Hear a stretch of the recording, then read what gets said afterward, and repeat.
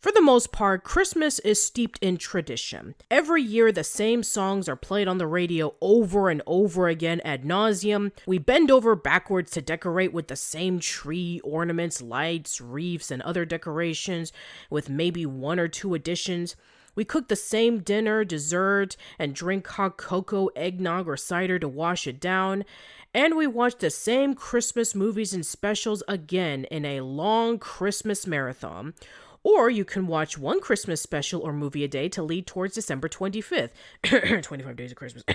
There's a sense of comfort and familiarity when you engage on these activities, especially since it happens once a year. But every once in a while, a new movie or special comes along and becomes an instant classic. Over the years, films such as Arthur Christmas, The Christmas Chronicles, Jingle Jangle, and more are alongside our viewings just as much as A Christmas Carol, Miracle on 34th Street, It's a Wonderful Life, and more. Today's modern Christmas classic I'm going to be talking about is the 2019 animated film Klaus. Co-written, produced, and directed by Spanish veteran animator Sergio Pablos, Klaus is another telling of the origins of Santa Claus. While there have been multiple versions of this tale, both old and new, Klaus has several unique twists to it that make it stand out. Let's begin with the animation. In a time in which 3D animation has become the standard of theatrical or streaming films, Klaus's 2D animation really shines through with its gorgeous backgrounds, excellent lighting, and shading, and mixtures of bright and murky colors to capture the tone and atmosphere. It was a major risk pitching this movie over to other studios in a time in which 2D animation was barely in the theaters anymore. But thanks to Netflix, it was able to gain an immediate audience due to it looking unique compared to everything else that was at the market. The story is also unique in which this origin of Santa Claus doesn't have him as the main character. Instead, it focuses on an entitled young man named Jesper Johansson, who has been living on the coattails of his father's success as a royal postmaster general. Jesper is enrolled at his father's postman academy for training, but is underperforming in every class. To set Jesper straight, he sends him to a small town called Smeerensburg, where his task is to deliver 6,000 letters in 1 year, or else he loses his inheritance. Jesper's task doesn't become easy since Smeerensburg is a desolated town with two feuding families who have been fighting each other for centuries. However, Jesper finds a loophole to get his task accomplished when he visits an old woodsman / former toy maker named Klaus. Klaus finds a drawing on the ground that Jesper had gotten from a little boy earlier when trying to convince him to give him a penny to mail it to him after it flew from his window. Klaus asks him to take him to where the drawing was from and delivers him a toy. Word spreads around and all the kids from Smeerensburg ask for toys from Klaus. Jesper tells the children to write letters to Klaus so that they can get toys, and he convinces Klaus that giving the toys to the children will make them happy. In reality, he's making his task of 6,000 letters in 1 year closer to being accomplished. But does Jesper's stance change over time? What's the backstory behind Klaus? Well, you'll have to see the movie for yourself. Everything about this movie is fantastic.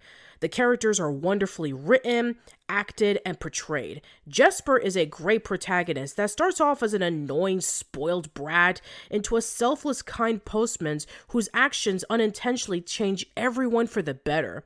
Klaus is one of the best Santas portrayed in media. He starts off as an intimidating large man who lives alone and has very little words to say, but over time he becomes more cheerful, jolly, and social with others. He's a very complex character that has a sad backstory, but ends on a happy note. Another one of my favorite characters is Alva. She's a fishmonger who moved to Smeerensburg to become a teacher, but since the town's children don't go to school since their families are fighting all the time, she saves every cent she's earned to leave the town to fulfill her dream. It isn't until the actions of Jesper and Klaus that she realizes that she's at the exact place she needs to be, helping children in her own way. She starts off cold, angry, and filled with no hope, but becomes bright and optimistic over time. Then there's Mogans, the ferryman whose witty and sarcastic humor brings laughs every time he appears. The story is engaging. One of the things I love about Klaus is how they explain the traditional conventions of Santa Claus in realistic and believable matters. Since the houses are booby-trapped and the doors and windows are locked, the only way to go inside are the chimneys. Jesper is forced to climb in the chimney since Klaus is too big to go in himself. Earlier in the movie, a kid makes fun of Jesper, calling him a loser. As punishment, he gives the kid a lump of coal instead of the toy he asked for. When the kid complains about it, Jesper tells him to behave since Klaus sees everything and puts bad kids on the naughty list, and only the good kids receive toys. When the kids learn about that, they do good deeds for their town and act nice towards their neighbors from both families. The explanation of each trait of Santa is smart, clever, and reasonable. Another thing I love about the story is one of its main themes. One person can make a big difference in another person's life, whether they know about it or not. A simple action of good can make a big change for the better, and without it, things would stay the same stagnant and hopeless way with no assurance that things would improve. It reminds me of another Christmas favorite, It's a Wonderful Life, where George Bailey felt his life was mundane and hopeless, but is reminded of what his actions did for others when he saw an alternative world where he never existed. Your actions, both good and bad, can make a mark for the people around you. Never underestimate your ability as a person, because you can change a person's life with your skills, talents, personalities, or generosity. Overall, Klaus is a fantastic film.